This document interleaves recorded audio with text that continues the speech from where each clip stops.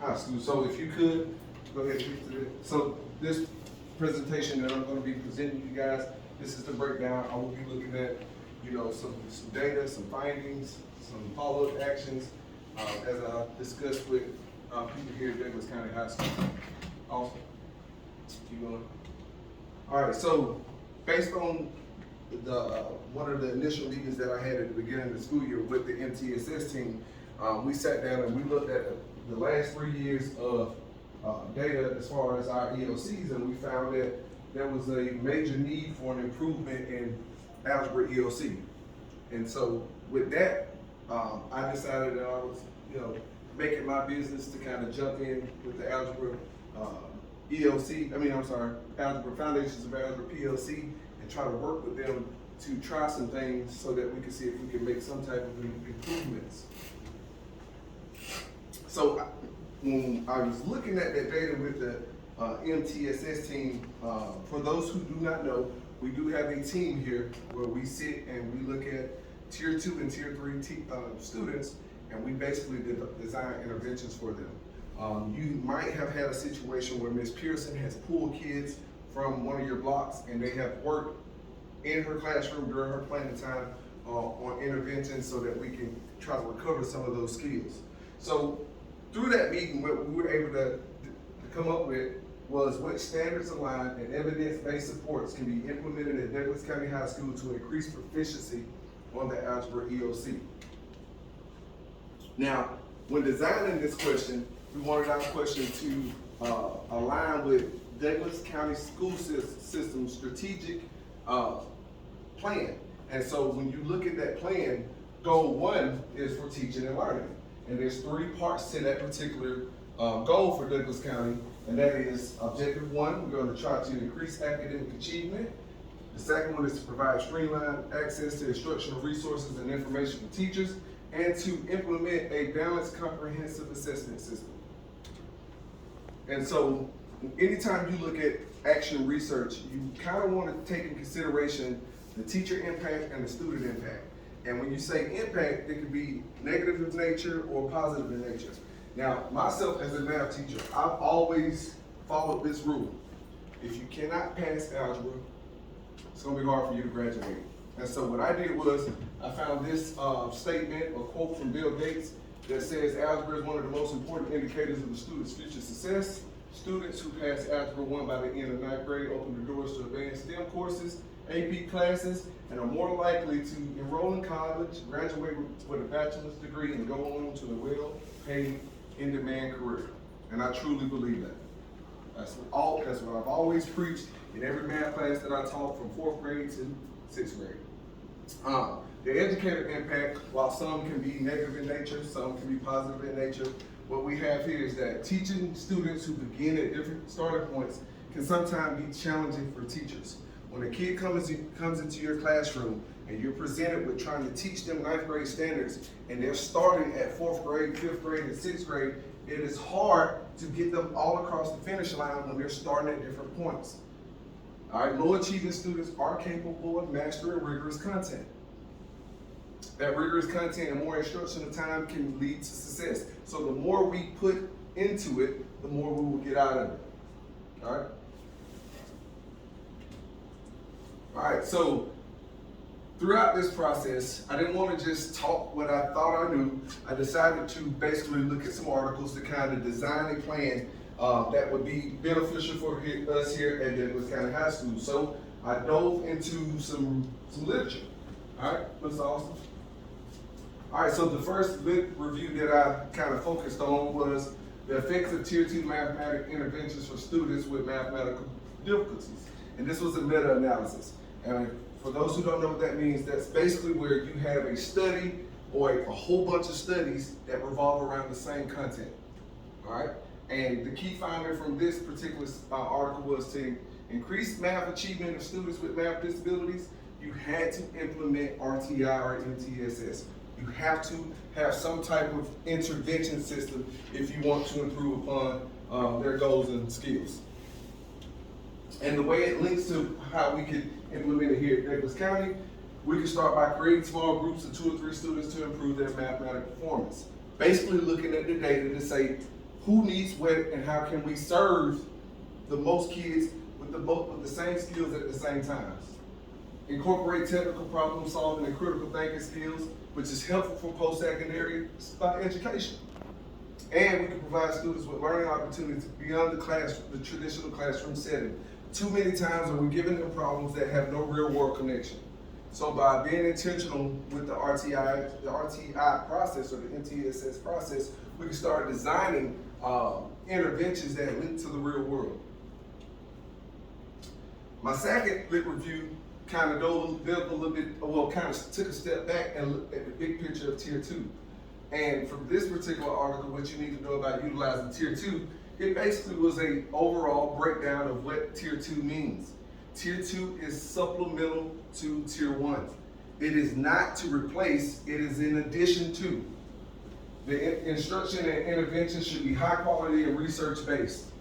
And instruction and intervention should target a specific skill deficit as identified through an assessment.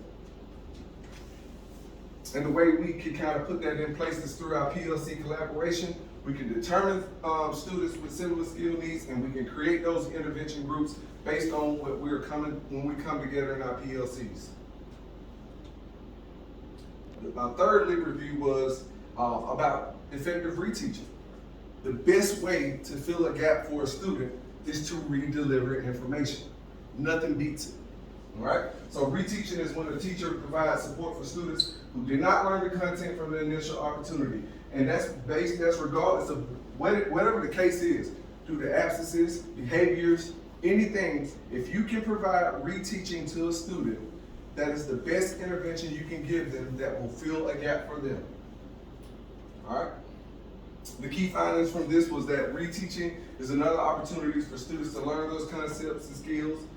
It also provides an opportunity for teachers to adjust their instruction. If you deliver something, let's say for instance you're teaching a lesson and only 60% of your class passes it, and they pass it with a score of 75, average score of 75. That's not indicative of mastery. So reteaching allows you to basically support what you delivered the first time around. All right? The way this is could be implemented at Douglas County is we can re-deliver instruction using Tier 2 interventions as bell ringers.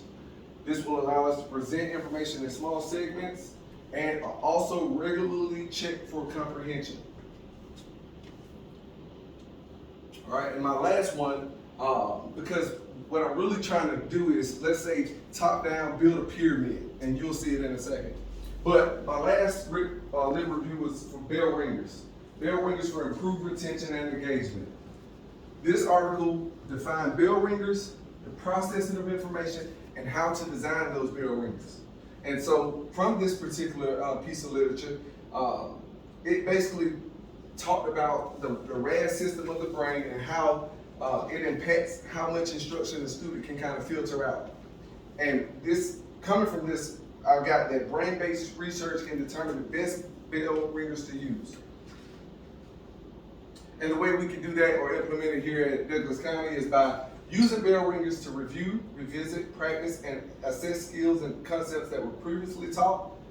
We can provide these bell ringers at the beginning of the class because this is an opportunity to kind of slowly or gradually release them into the lesson of the day. And this gives you an opportunity to be creative. All right, so the methods, procedures, and analysis that myself and the teams that I work with conducted here at Douglas County. So the process was, I started my data digging around August with my MTSS team from last year. We looked at that current ninth grade data. Through the data, and we didn't just look at algebra, we looked at all the data. But one of the ones that had a big red flag was the algebra ELC data. And so as we analyzed the data, we was able to discern that algebra was an area of need. From there, the MTSS team created measurable improvement goals that we placed into a system once we got that system operated. And then we moved on to the implementation stage. And that's where you guys came in. That's when I presented to you guys and had classwork professionals come and train you guys on how to utilize that particular program. So, in a nutshell, this is what it was. I said we'll use MTSS. In particular, we'll use Tier 2 framework for how we're going to use MTSS. Through that, we will utilize effective reteaching, and we'll do that by using bell ringers and that particular strategy of instruction. So I'm going to skip past this, but out of all of that, we decided on using ClassWorks. Here at Douglas County, ClassWorks has been an instructional resource that was only allowed for Tier 1 instruction. This year, they allow the elementary and middle school to utilize it for Tier 2 instructions. So I saw this as a great opportunity to utilize this for our algebra, our foundations of algebra students. If you were to look at those kids and compare their data to all of your ninth graders, those kids are going to fall in the 25 percentile and below range. Well, Tier 2 is anything from 5% up to about 25%. So this was the perfect grouping of students to test this out on. This is an agenda that I got from a training that I attended in January. All right, you can keep going, Austin. Keep going. All right, so the process of how we kind of went about this. I utilized Georgia milestone data and STAR progress monitoring data to collect the performance summaries from 2018-19 year to 2020-21. And the reason I had to get those particular years because where I pulled this information from, they didn't have 2022's data. And I also used ninth grade algebra EOC data from STAR, the predicting test. All right, and with that, using this particular intervention, the data that I was able to collect was, I was pulling it from live data dashboards and progress monitoring reports. Now, let's get to the nitty gritty. So, I'll say this. This is something that I did want to implement in January, where we would have gotten maybe a good 3 months of utilizing this program. But there was a hiccup because when I went to that training, they initially promised that all schools had it, but it was only afforded to the middle schools and the elementary schools. So I had to fight to get it so that we can utilize it at high school level, and we didn't get it until February. So we had about, I'll say 8 weeks of use of the program. And with that, I'm gonna show you what we was able to obtain. Now, just jumping back to our DCSS strategic goal and how ClassWorks, the system that we decided to go with, how it aligns. If you remember those 3 objectives, there was a measurable increase in math STAR scores. We were able to see that for kids who actively participated. Now, I couldn't utilize any whole classes because there were some situations where, now, and I want to say this, under the guidelines of Tier 2 has a certain limit for how much you would use a program or an intervention. It is typically 2 times a week at 15 to 20 minutes at a time. I asked our teachers to use it 3 times a week for 15 to 20 minutes at a time. So in a week, a student should have gotten anywhere from 15 to 60 minutes of intervention. So after you look at that for eight weeks, no student really should have more than about 8 hours. But what I was seeing was there were students who only had 2.5 hours. But then there were some students who had 24 hours.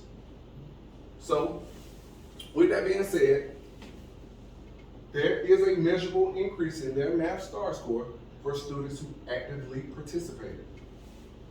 And it does meet those other 2 objectives. ClassWorks is an instructional resource available to teachers, and it is a balanced comprehensive assessment system. It provides you formative assessment data as you move through previous taught skills. It also aligns with the research question. It is a standards-aligned and evidence-based program that Douglas County implemented to increase proficiency in algebra EOC. But the limitations to it is that if you don't have buy-in from the teachers and students, you won't have any success. All right? So this is just an example of some data. We teach 9th grade through 12th grade. This particular student, after taking their STAR test and a universal screener, data pulled that this particular student had gaps in 3rd and 4th grade. They spent about an hour on this and they were able to master these particular standards. Now, if you come down to this particular one, and it's kind of hard to read, but this is a class where 13 students participated. One of them was a 10th grader, 12 of them was a 9th grader. Those 12th graders, with a 74% mastery, was able to complete 71 units in a total time of 13 hours.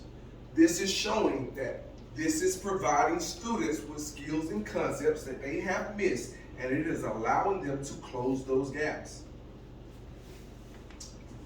There was only one unit where a kid worked on that was on their grade level. So this is providing the students an opportunity to work on concepts and skills that they have previously missed. You can go ahead. After taking our universal screener, this is a report where it basically shows RTI or MTSS recommendations for a student. Like I said before, we do not teach anything below 9th grade here. Yet, if you look at this student's breakdown, they spent an hour and 20 minutes working on this, and they basically was rated as a 7th grade student. 7th grade algebra skills, 7th grade geometry skills, 6th grade measurement skills, and 6th grade statistics skills. Awesome. Now, this right here was the progress monitoring piece and the IOP. For this particular student, after they took their universal screener, in conjunction with STAR assessment data, this kid was missing 36 skills up to where they were in 9th grade. This kid has spent 23 hours working on mastering those skills with a 71% overall mastery rate, and she was able to complete almost a third of the skills that she were missing. If you look over here to her progress monitoring piece, she had 4 weeks where she would progress monitor, and her rate of improvement was matching the moderate rate of improvement. So she was making gains based on what she was doing in classworks. The classworks piece also offered goal tracking for the students. This is where she said that she wanted to get better at doing slow. So this allowed her to keep track of her own personal goals as she worked to recover some of those gaps. And this particular slide is showing where the data from STAR matches up with the data from the universal screener to create the best IOP for this student. Go to the next slide. This is a different kid. Now, if you guys are looking at this, I just showed you what was happening with a student who was spending 24 hours. Now, this kid doesn't have their time, but I'll just tell you, they didn't spend that amount of time. They only spent about 45 minutes. With this kid, the green line is the moderate rate of improvement. So when they started, based on what we said and what we were able to come up with the MTSS team as their rate of improvement, this kid declined. Why do you guys think? They didn't do anything? What do you think? No, I said it wrong. They had about 2.5 hours actually. They did do something. They had about 2.5 hours. What do you think, Schultz? I'm wondering is after a little bit if they just started kind of guessing, because it looks like I don't know why it's going to go down. Well, if you look at this right here, the very first time they did progress monitoring, they only spent about 4 minutes on it. And then at some point they understood, hey, let me try a little bit harder. The next time they did, they had 15 minutes for it, and it improved.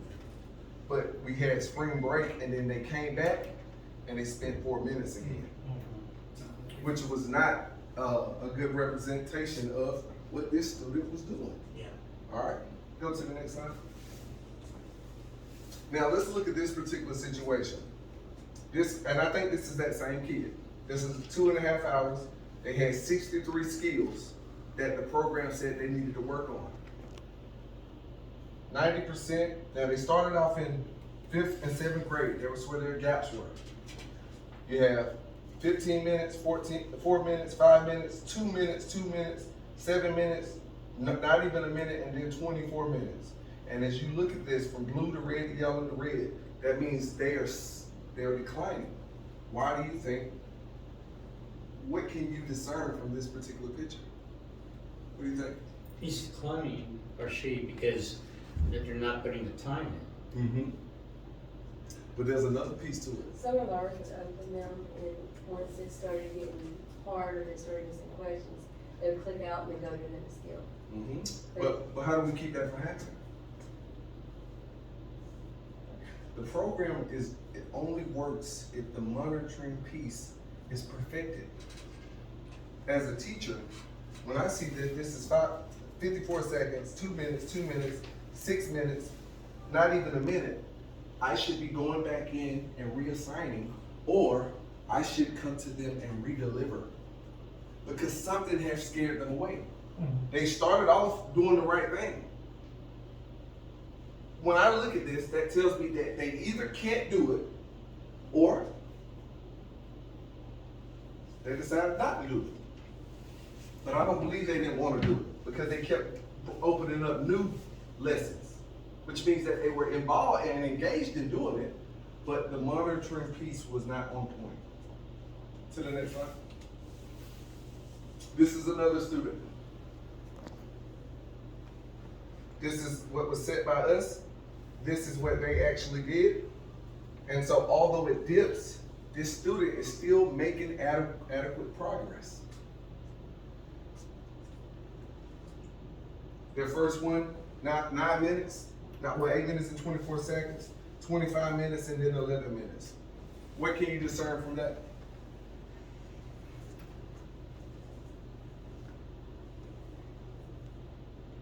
They did a lot better when they set the time on. They did a lot better when they sat down and spent time. There's no rush to this. This right here, this 25 minutes, either this teacher allowed them to have 25 minutes to do it in class, and they were able to do it in one setting, or this was probably 2 times, whereas this was probably 1 time. Because if you really stayed to the 15 to 20 minutes, then there's no way they would have had 25 minutes to do it in that one setting. Awesome. Now, this is where I want to show you some stark correlation. So if we look at this particular kid, if you look at their history on STAR tests, everything is either a beginning learner or developing learner. Their last test was in January, and before that was a December test. Their December test is a level 1. The January test is a level 2. Well, we implement classwork, and this is a student that did the 24 hours. This is the one that spent 24 hours on this program. That means this student was working on this program on their own at home. This student, after utilizing classwork, when they took their next STAR test, they went to a level 4 and a level 3. This is the student that was able to close or fix a third of her gaps that she had reported. So the program works if they actively participates. Go ahead and skip. I'm going to go ahead and skip through this one. All right, now let's look at this particular kid. This is one where the kid took their first test. 1036 skill score. January 992 skill score. April 18th 1033 skill score. No growth. It says high growth, but that's not high growth. No growth. They basically are scoring in April what they scored in August. That means they went the entire school year and didn't learn anything. That's not true. But that's what it says. They had 92 gaps and was only able to close 7 of them. Why do you guys think? They had 7 hours on task. They spent the time. Why do you guys think? Lack of monitoring. Lack of monitoring and lack of reteaching. Thank you. Keep going. Now, keep going past this one. Now, this is the piece I want to show. Now, this shows how we participated on this particular this study with these students. This is showing our user login from Monday to Friday, which we can see that Wednesdays were our high points. But this shows also when we're utilizing the program. For everybody who utilized it in 8 o'clock, that is a true bell ringer. We have some 9 o'clock situations, which means we did not utilize it when we prescribed that we should be utilizing it. We don't have a class that starts at 9 o'clock. Class starts at 8:25. Bell ringer would have been around 8:30, so it would have been in this 8 o'clock band. So our 8 o'clock band, our 10 o'clock band, and our 11:30-ish, so these two should be high. These three should be high. But these two right here means that we were utilizing this program not at the right time. And this right here shows our grade level usage. This shows that we were primarily using with 9th grade students. Like we said, we were targeting the correct students who were algebra students, 9th and 10th grade students. Now this is the part that kind of had me stinging. Now this is a list of users. Rebecca Balcom logged in 24 times. Roxy Barkley logged in 9 times. Miss Castillo, 10 times. Schultz, 10 times. Dr. T, 38 times. Mr. Carter, 17 times. How did I log in more than the teachers that are serving the kids?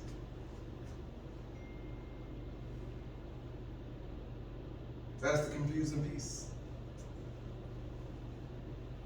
How many logins did I have? You had 38 logins from a particular time window that I said.